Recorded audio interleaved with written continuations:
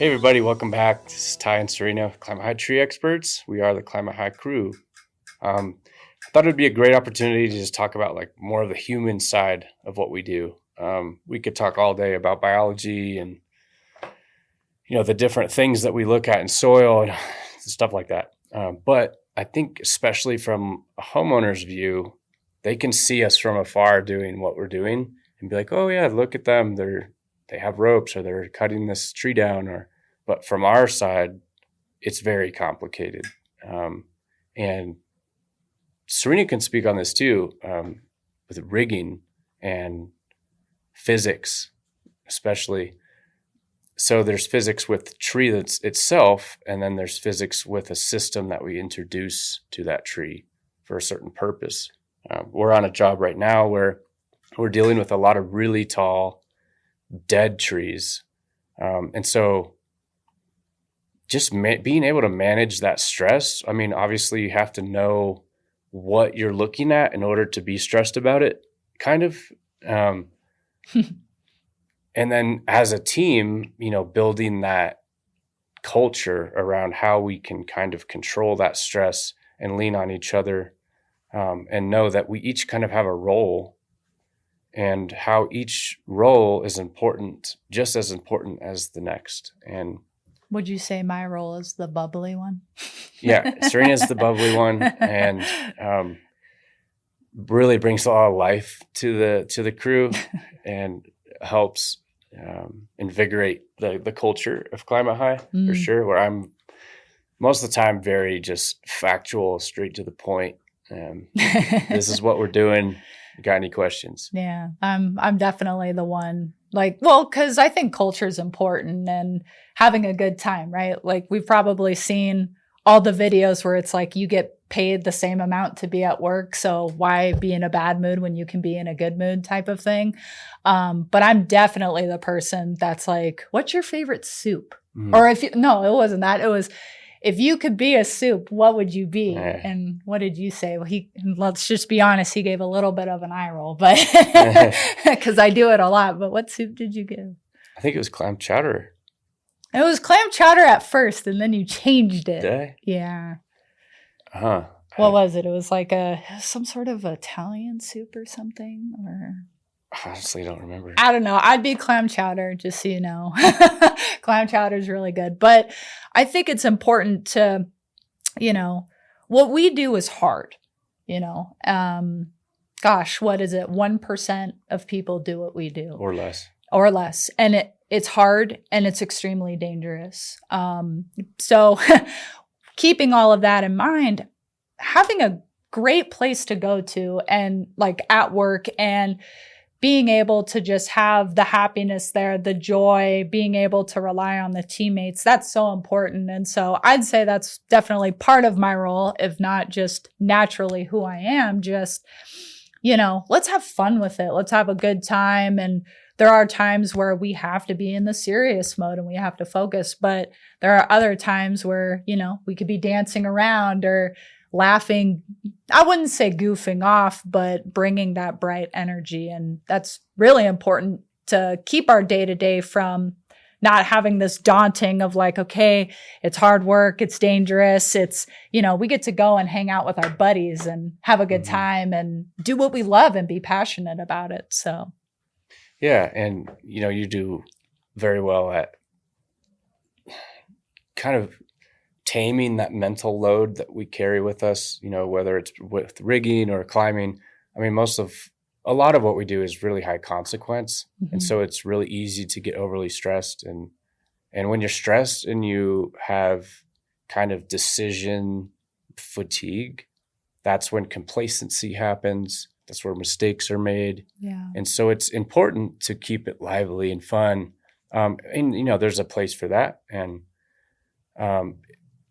but it does help to kind of control that exhaustion, whether it be mental, emotional, physical, just to kind of be playful and to kind of, you've helped me kind of tap into, well, this is my passion, right? So you've helped me tap into like kind of an inner child in me and to be playful at work and be passionate in that way, not just with what I'm doing.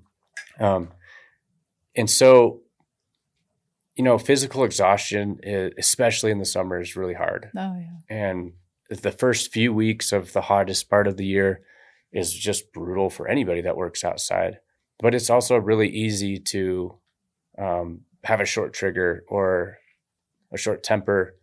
Mm-hmm.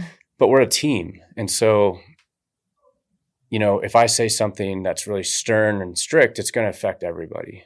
Yeah. Just like when you say something that's funny, it kind of gets a chuckle out of everybody, and that's cool because we've created that culture. Mm-hmm. And it's important to thrive within that culture together where, we each have our own roles, but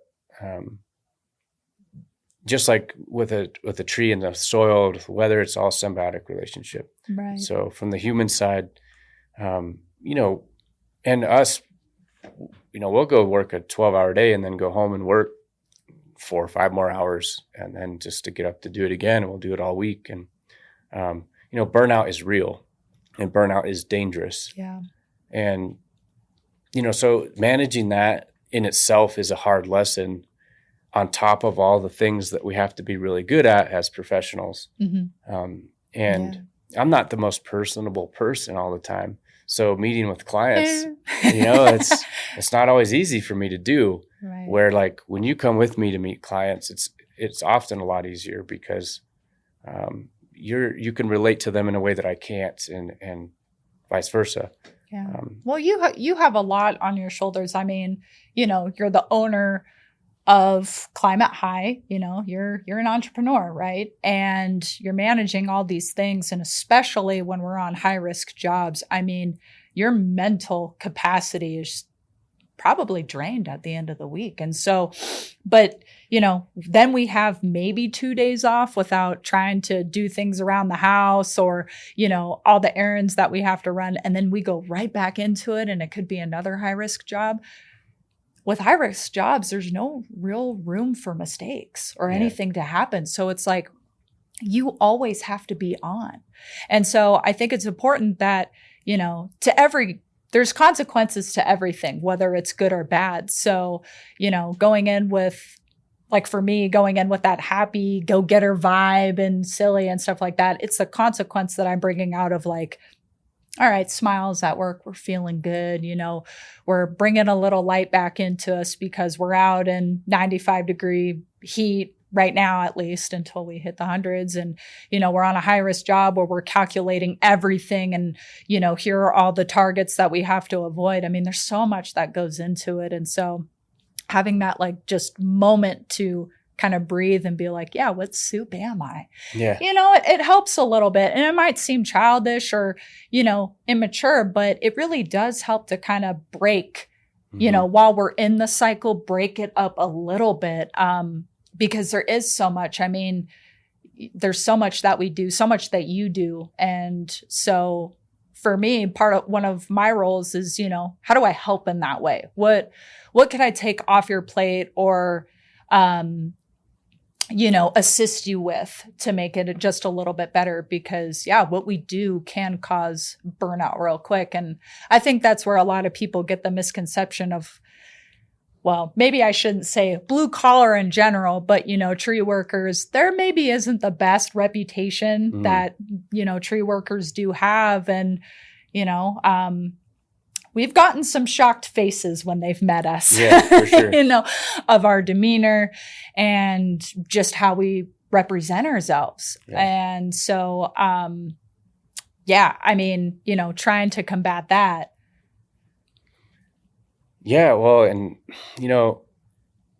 staying calm, like a calm climber is almost always a safer climber. Mm-hmm. Or if you're felling a tree or, I learned a long time ago, training to be a skydiver, slow is smooth, smooth is fast. That's his favorite quote. He says all the time, just so I didn't coin knows. that, but I like that one. It really hits home for me.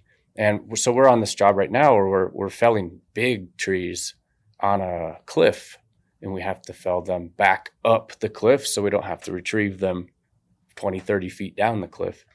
But when you're dealing with dead trees, the fibers are not elastic anymore. And depending on if they're leaning, let's say they're leaning up the hill. Well, the side that's leaning towards the uphill side is under compression. So those fibers are being squished. And on the back side of it, they're under tension. So they're being pulled, but really those fibers are trying to pull the tree back down to correct the lean. And so when I'm felling these big trees, I have to keep that in mind of like, well, how are these fibers being loaded? How is the weight being distributed? And then as soon as I make a cut, I need to listen, because live wood's really elastic. It's fairly predictable. Dead wood is very unpredictable. And so not only was I managing that, I'm also thinking like, well, if this goes wrong, can I get away from it? Mm-hmm. If this goes wrong, what will happen? Like, what will the tree do? And then what are some things I could do to mitigate that risk?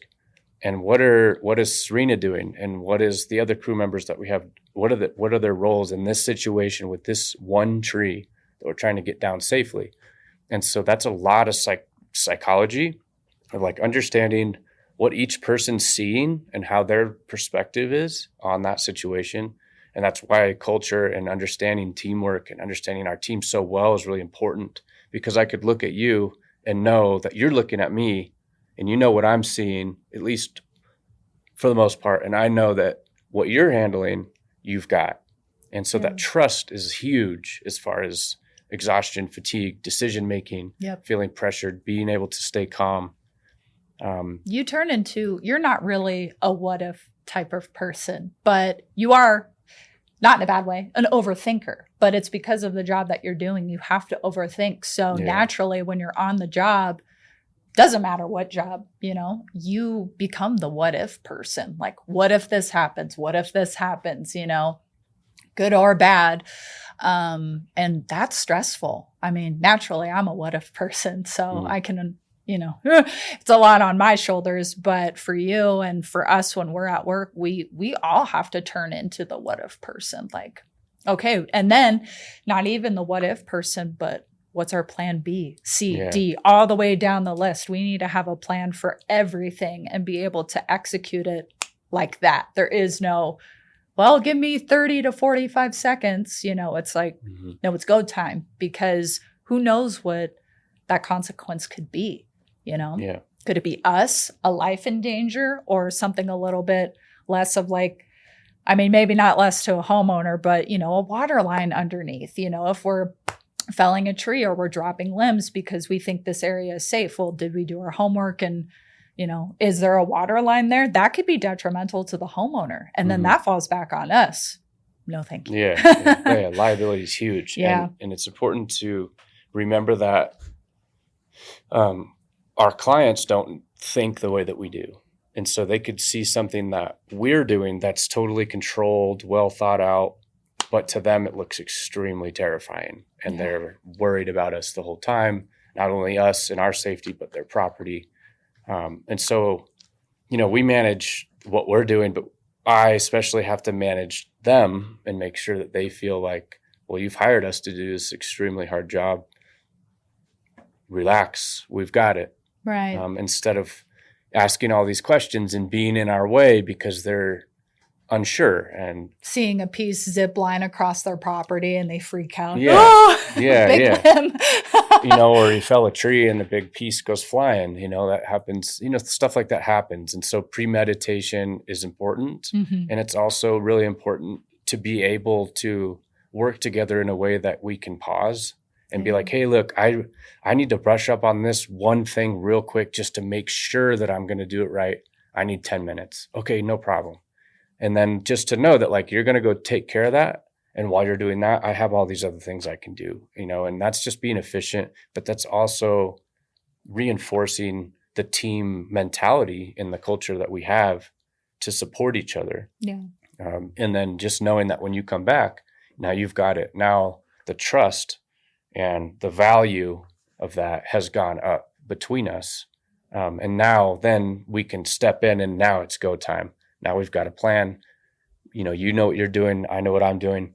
And it's really satisfying to watch and to mentor and to watch you and the other crew members kind of grow into something that they didn't know they were going to be.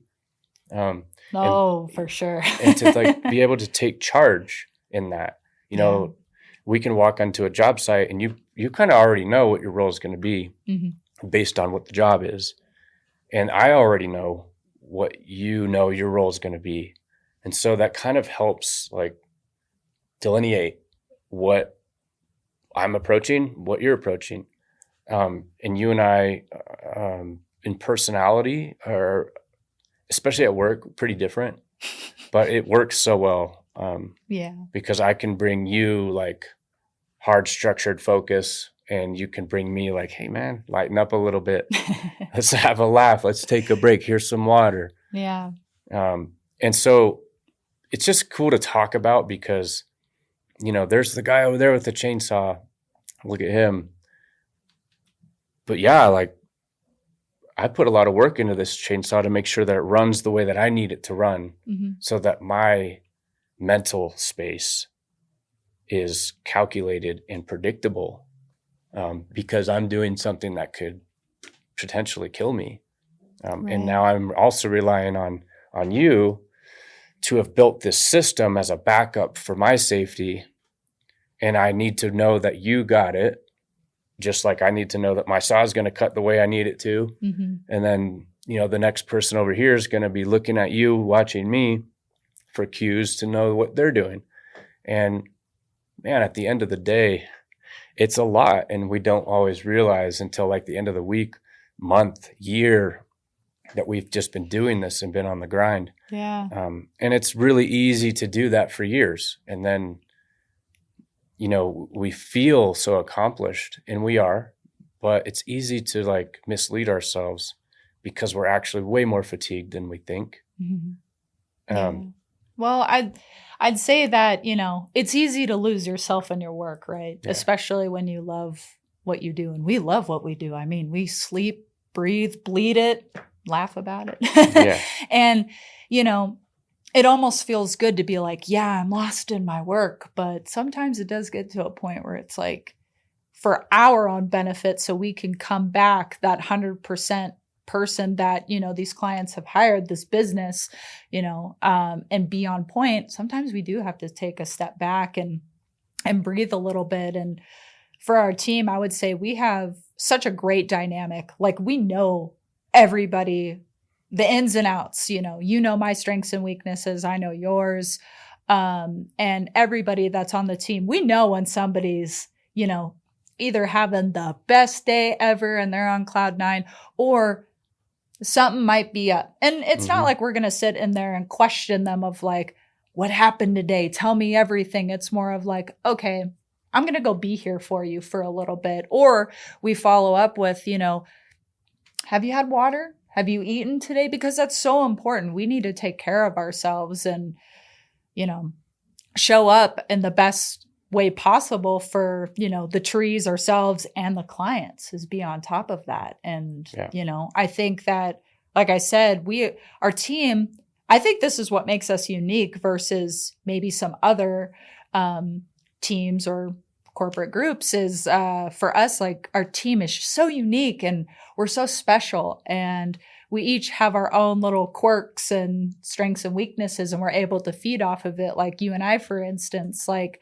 I'm definitely the bubbly woohoo type of person. And, you're more on that logical side and like very strategic in your thinking. And you've honestly taught me a lot about slowing down and thinking in that way. And then, you said for you, bringing out that inner child a little bit. And I think we complement each other and, everybody else on our team, they complement us as well. Yeah. They do things that, while we need to go focus on something else, they can focus on that. Yeah. And it's awesome. It's great. I love our team. I do too. And it's cool because like I tell the team, like you can come to work upset, sad, mad, frustrated, be that. We're here for you, but you're also at work. So I'm not necessarily asking you to leave it at the door. Like you can be in a bad mood all day and still be really productive, safe, communicative, and realistic. But also like which I think is good because that kind of supports just where you are. And then like we know that we could go to any one of our team members and be like, hey, you got 10 minutes? I just need to talk to you. Yeah. I just need you to hear me. I don't need any feedback. Of course. And if that'll help you with your day, absolutely. And that's really, it's a tricky thing because is the more that we grow together, into friendship, then especially for me, it's hard to also manage. Yeah. So yell at me. It's tricky, Yeah. He doesn't yell. But so I think to go back a little bit, like ego has its place psychologically. Ego has its place in our reality as humans. But dangerous work rewards discipline. And so at the end of a hard week or at the end of a hard day, we're like, man, I don't know if I can do this, but no, I can do it. And now you're complacent, you're dangerous, you're not disciplined. And now you're not only letting down yourself, the tree, the client, but you're letting down the team and the team's and the company's liability. I mean, it's just such a quick snowball effect that's really often overlooked, especially in our industry or in really any industry, where like now ego takes over and it's almost like an adrenaline booster, especially at the end of the day. Yeah. Where we're like, no, I got this. I can do it. It's just one more cut. Should you? Yeah, like that one more cut. It's like, no, I'm good. We'll come back tomorrow. And, we'll tell our clients, like, I don't know, we could probably do this in a day, but if it takes two, like, we're not going to rush through it. And that's why. It's because we're trying to manage, our mental health, which is huge in what we do. If we don't do that,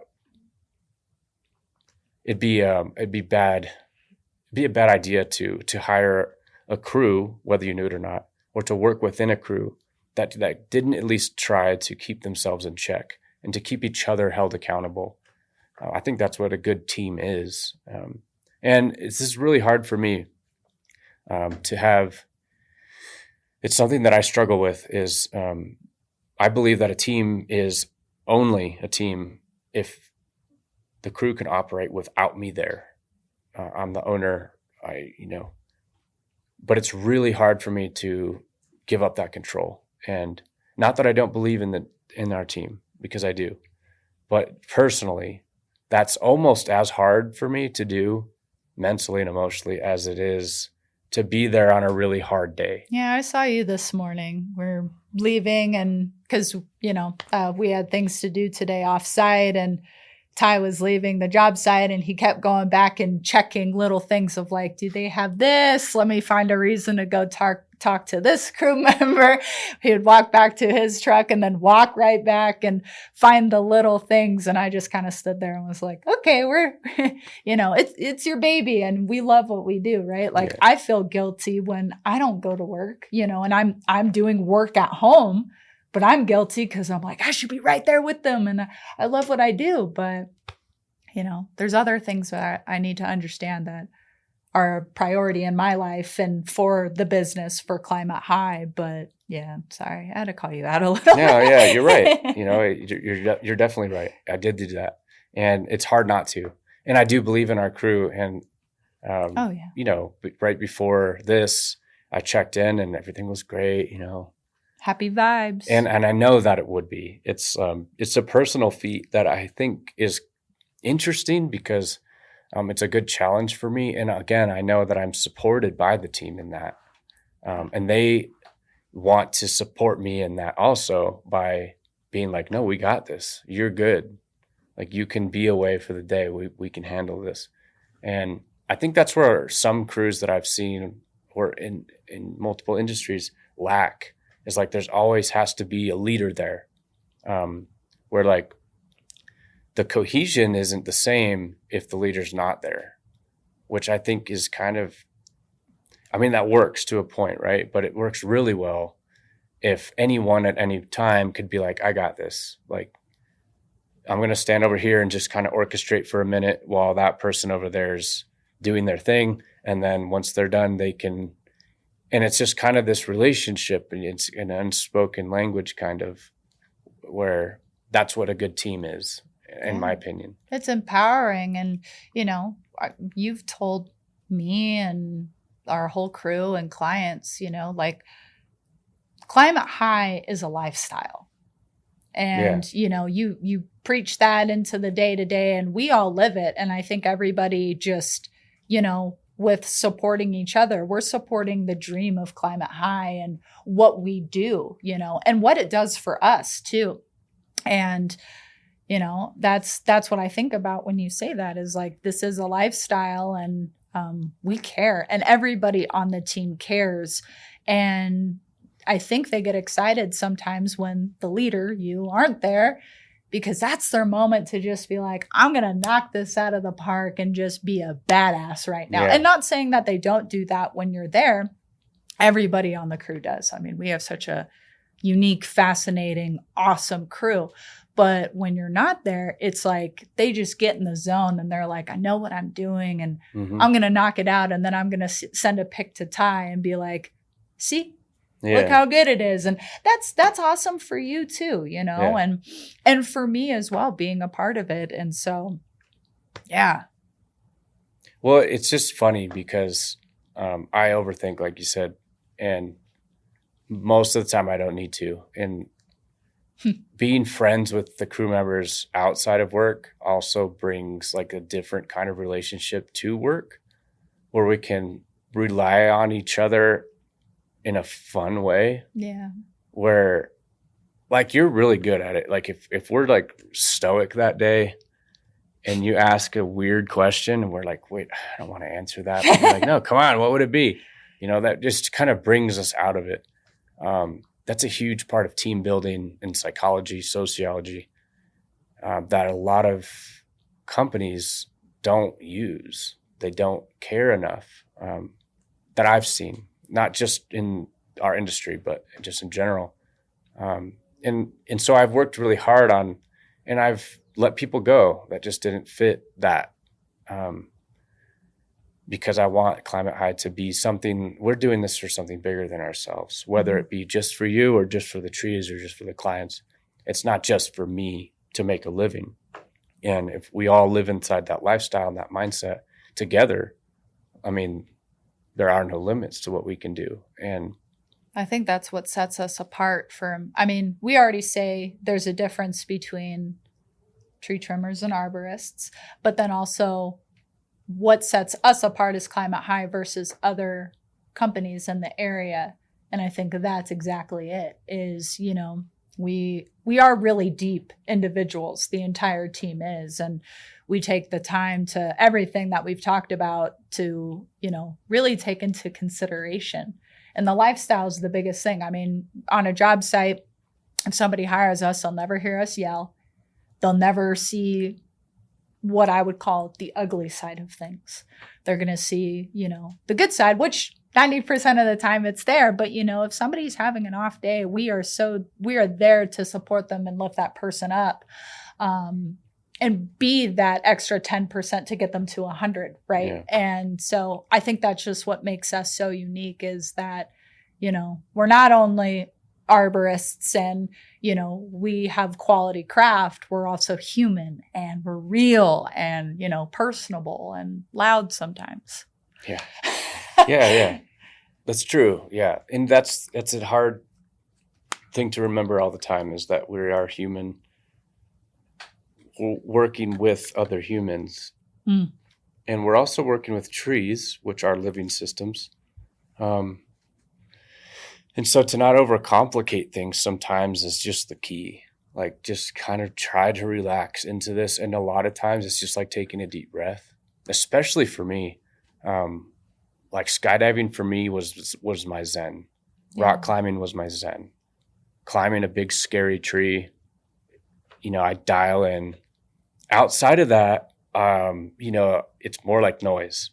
And so the human side of this is really interesting to think about, especially as the owner. But then when I start to think about mentorship, I think what we'll talk about next, it would be that side of it as well.